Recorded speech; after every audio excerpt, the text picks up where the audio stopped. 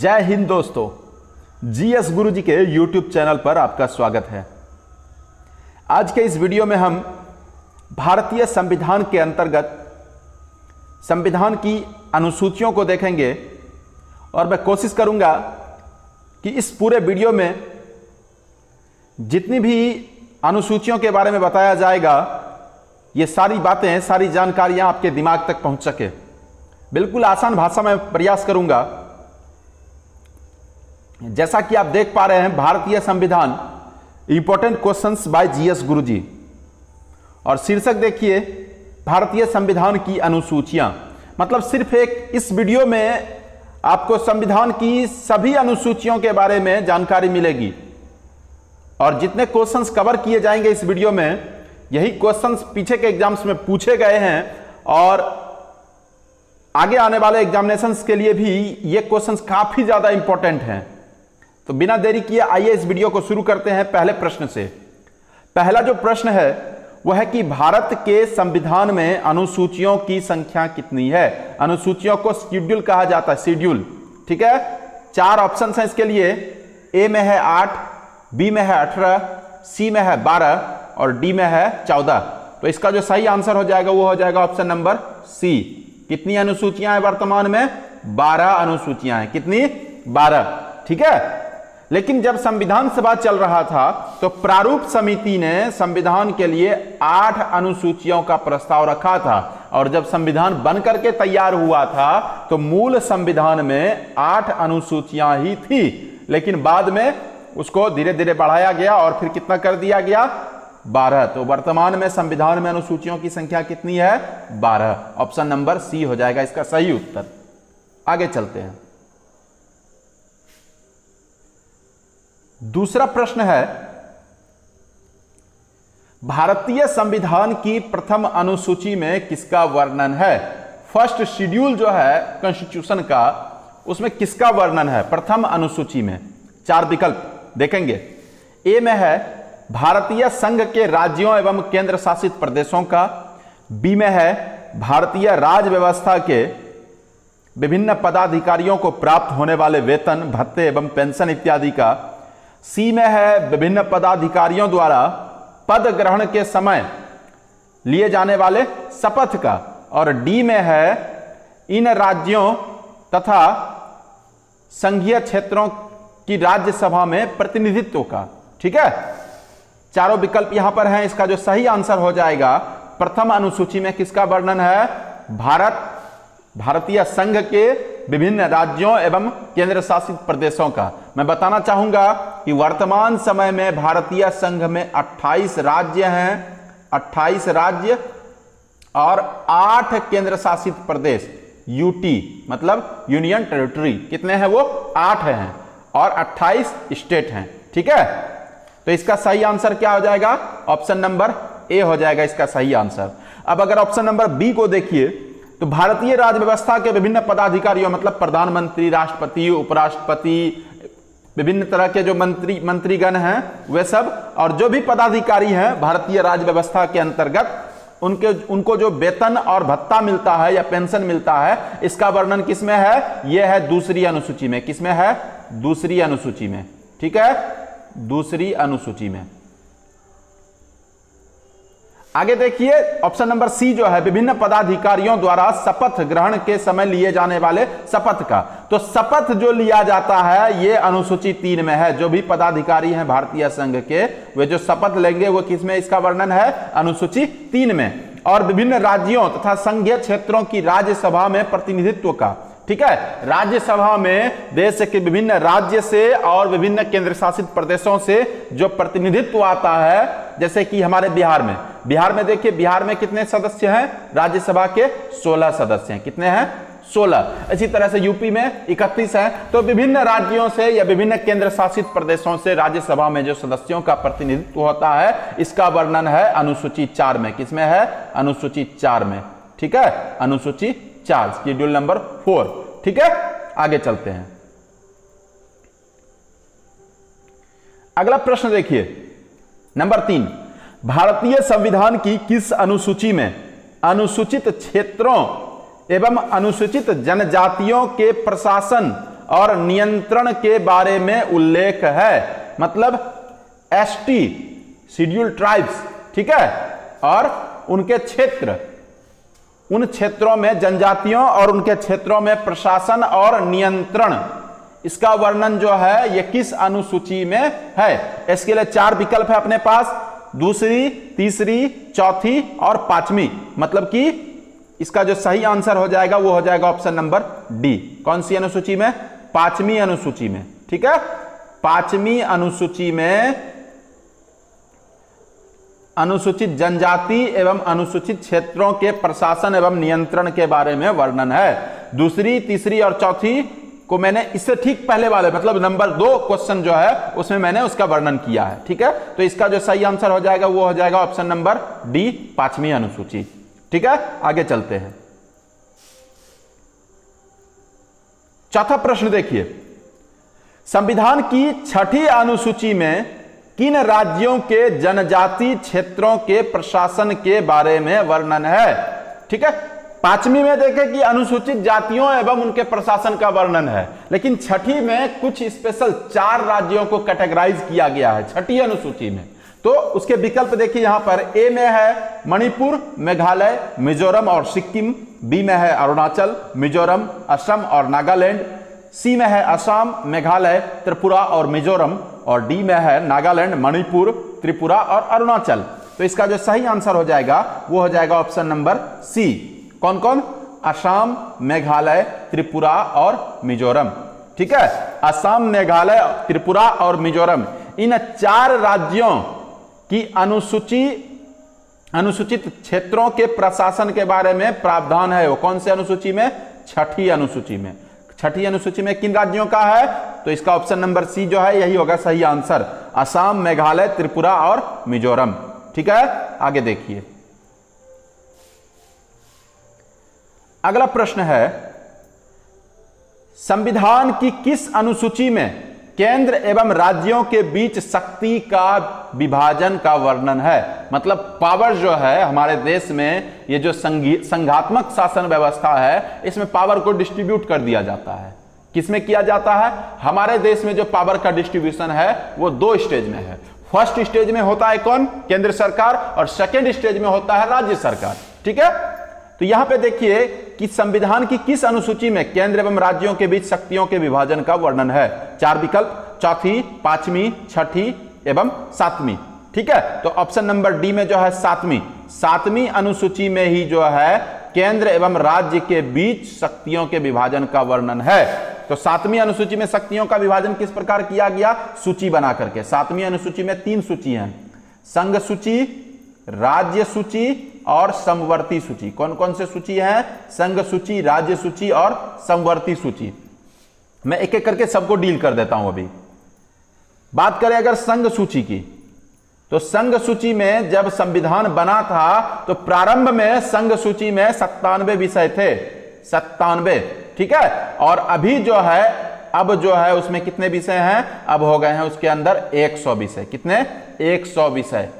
और संघ सूची के प्रमुख विषय कौन कौन से हैं आप देखिए, खुद से समझ सकते हैं। रक्षा, विदेश, युद्ध, नागरिकता, रेल, बंदरगाह, हवाई अड्डा, बैंक, डाक इत्यादि, ये सब किस में आते हैं? ये सब आते हैं संघ सूची में। जिसके ऊपर जो है संघ सूची का क्या मतलब है? इसमें जितने भी विषय आएंगे उस पर कौन बनाएगा? संघ सूची के जितने भी विषय आएंगे उस पर निर्णय लेने का अधिकार किसके पास है? संघ के पास या केंद्र के पास, ठीक है। तो इस पर केंद्र सरकार का, जो भारत में दिल्ली में जो सरकार बैठेगी, भारत सरकार, केंद्र सरकार जो होगी, दैट मींस प्रधानमंत्री के नेतृत्व वाली जो सरकार होगी, वो संघ सूची के विषयों पर निर्णय लेगी, ठीक है। अब अगर बात करें राज्य सूची की, राज्य सूची में प्रारंभ में कितने विषय थे? राज्य सूची में प्रारंभ में थे 66 विषय, लेकिन अब घट करके कितने विषय हो गए हैं? 61 विषय। कितने हो गए हैं? 61 विषय, ठीक है। प्रारंभ में 66 विषय थे, लेकिन वर्तमान में 61 विषय हैं। तो राज्य सूची के अंतर्गत क्या क्या आता है? पुलिस आता है। किसी भी स्टेट में आप देखेंगे वो जो पुलिस होगा, स्टेट का पुलिस होगा, जैसे Bihar police, UP police, MP police, Rajasthan police. तो पुलिस जो है वो स्टेट के अंदर होता है। न्याय, जेल, कृषि, सिंचाई, सड़कें, और स्थानीय स्वास्थ्य। इतना जो ये सब इंपॉर्टेंट सब्जेक्ट है किसका, राज्य सूची का, ध्यान देंगे सब लोग, ठीक है। राज्य सूची के बाद बात करेंगे समवर्ती सूची का। किसका, समवर्ती सूची का। मतलब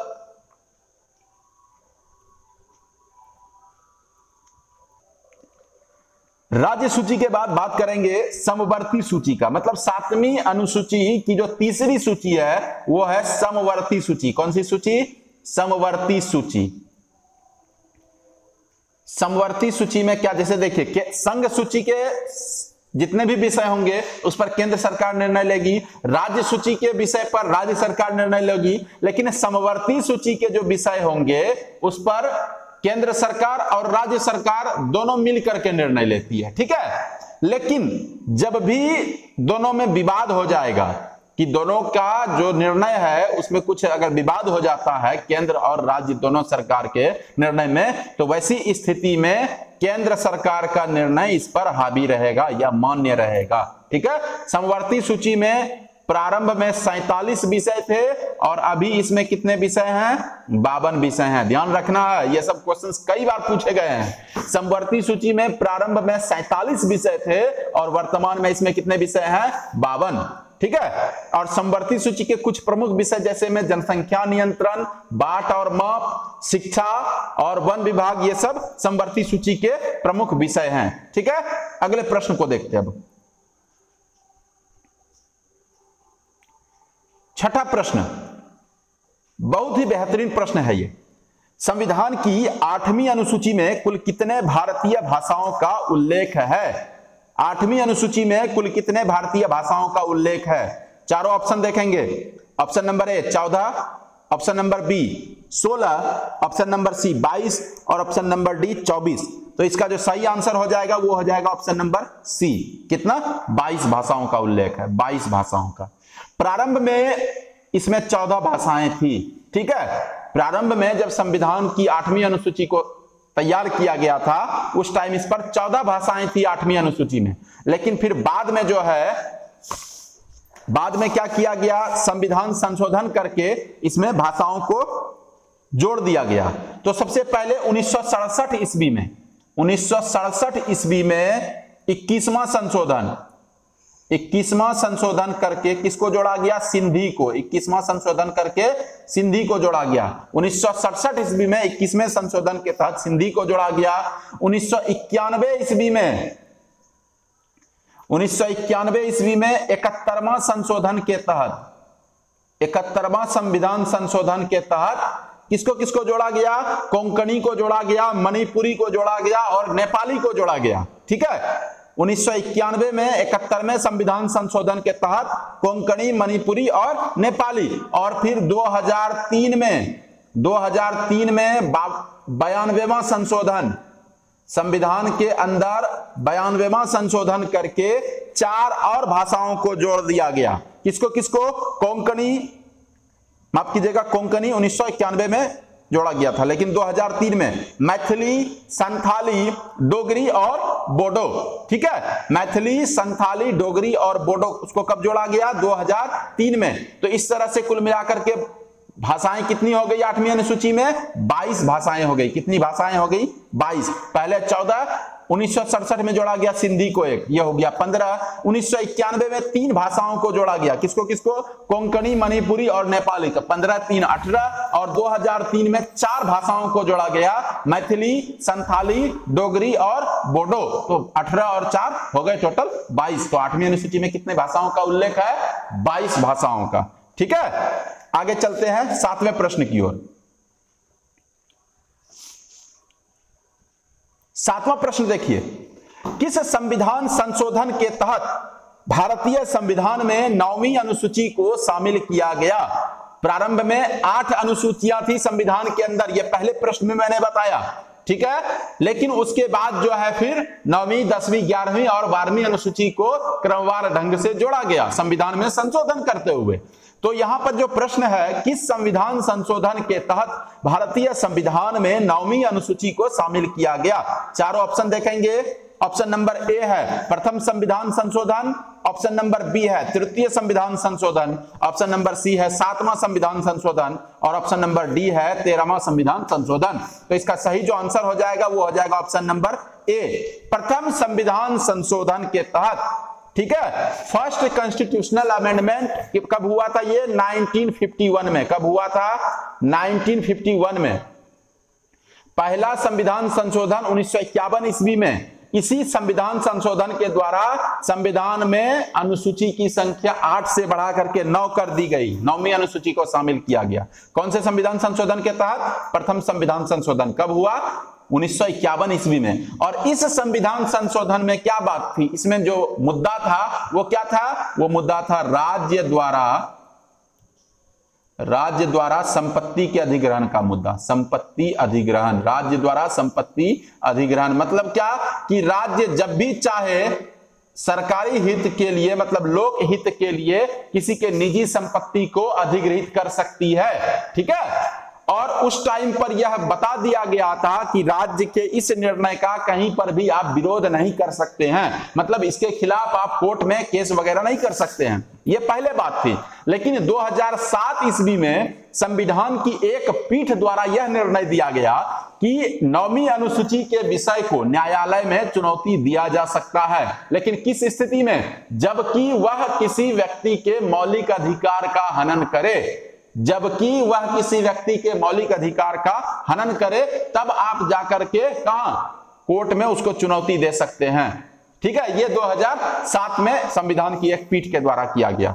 और एक जानकारी कि वर्तमान समय में 9वीं अनुसूची में कितने अधिनियम हैं? तो इसमें टोटल 284 यानी कि 284 अधिनियम हैं। ठीक है, आगे चलते हैं। 8वें प्रश्न को देखिए, भारतीय संविधान की 10वीं अनुसूची में किस विषय का उल्लेख है? मतलब 10वीं जो अनुसूची है उसमें किसका उल्लेख है?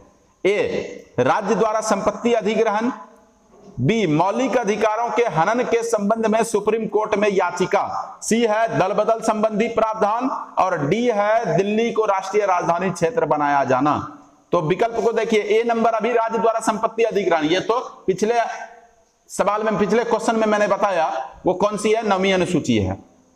मौलिक अधिकारों का हनन ये भी नहीं है। इसमें जो इसका जो सही आंसर हो जाएगा ये हो जाएगा दल बदल संबंधी प्रावधान। 10वीं अनुसूची में क्या है? दल बदल संबंधी प्रावधान। ठीक है, दल बदल पर एक वीडियो में स्पेशल बनाऊंगा, इसमें राजनीतिक दल बदल का पूरा जिक्र किया जाएगा। बहुत बड़ा टॉपिक है, इसलिए यहां पर वो पॉसिबल नहीं है। तो इसलिए मोटा मोटी तौर पर यहां पर यह समझना है कि 10वीं अनुसूची में दल बदल संबंधी प्रावधान है और ये 52वां संविधान संशोधन किया गया था। 52वां संविधान संशोधन, 52वां संविधान संशोधन करके संविधान में किसको जोड़ा गया? 52वां संविधान संशोधन करके 10वीं अनुसूची को जोड़ा गया। 52वां संविधान कब हुआ था? 1985 में। ठीक है, जैसे प्रथम संविधान संशोधन के तहत 9वीं अनुसूची को जोड़ा गया, उसी तरह 52वें संविधान संशोधन के तहत किसको जोड़ा गया? 10वीं अनुसूची को। 52वां संविधान संशोधन कब हुआ था? 1985 में। 10वीं अनुसूची में किसका वर्णन है? दल बदल संबंधी प्रावधान है। ठीक है, अगले प्रश्न को देखिए। अगला जो प्रश्न है वह है भारतीय संविधान की किस अनुसूची में पंचायती राज संस्थाओं के कार्य का वर्णन है? ऑप्शन देखेंगे, ए है 8वीं, बी है 9वीं, सी है 10वीं और डी है 11वीं। तो इसका जो सही आंसर हो जाएगा वो क्या हो जाएगा? 11वीं अनुसूची। 11वीं अनुसूची में किसका वर्णन है? पंचायती राज व्यवस्था। किसका वर्णन है? पंचायती राज व्यवस्था। ठीक है, पंचायती राज व्यवस्था की शुरुआत हमारे देश में कब से हुई? पहली बार 2 अक्टूबर 1959 ईस्वी को, 2 अक्टूबर 1959 को राजस्थान के नागौर जिले में पंचायती राज व्यवस्था की शुरुआत हुई थी। ठीक है, 2 अक्टूबर 1959 को राजस्थान के नागौर जिले में, नागौर राजस्थान। ठीक है, इसमें किसका शुरुआत हुआ था? पंचायती राज व्यवस्था का। कब हुआ था? 2 अक्टूबर 1959 को। कहां से? नागौर राजस्थान से। किस समिति के सिफारिश पर? तो यह हुआ था बलवंत राय मेहता समिति के सिफारिश पर। बलवंत राय मेहता। ठीक है, बलवंत राय मेहता समिति के सिफारिश पर राजस्थान के नागौर जिले में 2 अक्टूबर 1959 ईस्वी को पंचायती राज व्यवस्था की शुरुआत हुई थी। और भारतीय संविधान के 11वीं अनुसूची में पंचायती राज व्यवस्था के तहत संस्थाओं को कार्य करने का वर्णन है। कौन सी अनुसूची में? 11वीं अनुसूची में। इसमें पंचायती राज संस्थाओं को कार्य करने के लिए कितने विषय दिए गए हैं? 29 विषय दिए गए हैं। कितने? 29 विषय। ये जो है 11वीं अनुसूची को कब जोड़ा गया था संविधान में? 11वीं अनुसूची को जोड़ा गया था 73वां संशोधन करके। कौन सा संशोधन करके? 73वां संशोधन करके। कब जोड़ा गया था? 1992 में। 1992 ईस्वी में 73वें संविधान संशोधन के तहत 11वीं अनुसूची को संविधान में शामिल किया गया। ठीक है, आगे चलते हैं। यह 10वां और अंतिम प्रश्न, संविधान की 12वीं अनुसूची में शहरी क्षेत्र के स्थानीय स्वशासन संस्थाओं को कार्य करने के लिए कितने विषय प्रदान किए गए हैं? शहरी क्षेत्र के स्थानीय स्वशासन संस्थाओं को अगर आप अपने शब्द में समझना चाहें तो ये नगर परिषद है, नगर पंचायत है, नगर निगम है, इस तरह का होता है। ठीक है, पंचायती राज व्यवस्था हुआ ग्रामीण क्षेत्रों के लिए, और जब ग्रामीण क्षेत्र से लेवल ऊपर हो जाता है तो सबसे पहले नगर पंचायत बनता है, उसके बाद नगर परिषद बनता है, और उसके बाद फिर नगर निगम बनता है। ठीक है, तो यही हुआ शहरी क्षेत्र के स्थानीय स्वशासन। ठीक है, तो इसका वर्णन किस में है? संविधान के कौन से अनुसूची में? 12वीं अनुसूची में। तो कह रहा है कि नगरों के स्थानीय स्वशासन संस्थानों के लिए कितने विषय प्रदान किए गए हैं 12वीं अनुसूची में? विकल्प देखिए, ए में है 14, बी में है 18, सी में है 24 और डी में है 29। तो इसका जो सही आंसर हो जाएगा वो हो जाएगा ऑप्शन नंबर बी, 18। कितने विषय दिए गए हैं? 18 विषय। अब जानिए कि 12वीं अनुसूची को कब जोड़ा गया? 12वीं अनुसूची को जोड़ा गया 74वें संशोधन के तहत। संविधान में कौन से संशोधन के तहत? 74वें संशोधन के तहत 12वीं अनुसूची को। 74वां संशोधन कब हुआ था? 1993 ईस्वी में। कब हुआ था? 1993 ईस्वी में। ठीक है, 12वीं अनुसूची में क्या है? शहरी क्षेत्र के स्थानीय स्वशासन मतलब नगर पंचायत, नगर परिषद और नगर निगम, इस क्षेत्र में जितने भी संस्थान कार्य करते हैं उनके लिए 18 विषय। कौन सी अनुसूची में? 12वीं अनुसूची में। ठीक है, ये अंतिम अनुसूची है। ठीक है, ये वीडियो यहीं पर समाप्त होता है। अगर आपको इस वीडियो का पीडीएफ चाहिए तो आप डिस्क्रिप्शन में आइए, वहां पर हमारे टेलीग्राम चैनल का लिंक दिया हुआ है, उसको क्लिक करके आप डायरेक्ट हमारे टेलीग्राम चैनल पर आ सकते हैं। वहां इस वीडियो का और इससे पहले अपलोड किए गए हर एक वीडियो का पीडीएफ आंसर सहित आपको मिलेगा। ठीक है, और अगर आपको यह वीडियो अच्छा लगा, ये जानकारी अच्छी लगी, तो आप हमारे चैनल को सब्सक्राइब जरूर करें, और सब्सक्राइब बटन के बगल में जो बेल आइकन है घंटी जैसी आकृति, उसको दबाना ना भूलें। इसके बाद क्या होगा कि हमारे द्वारा अपलोड किया गया हर वीडियो, उसका नोटिफिकेशन आप तक सबसे पहले पहुंचेगा और आप जल्दी से जल्दी हमसे जुड़ जाएंगे, और उसके बाद आप हमारे वीडियो को देख करके अपनी जानकारी को बढ़ा सकते हैं। ठीक है, धन्यवाद।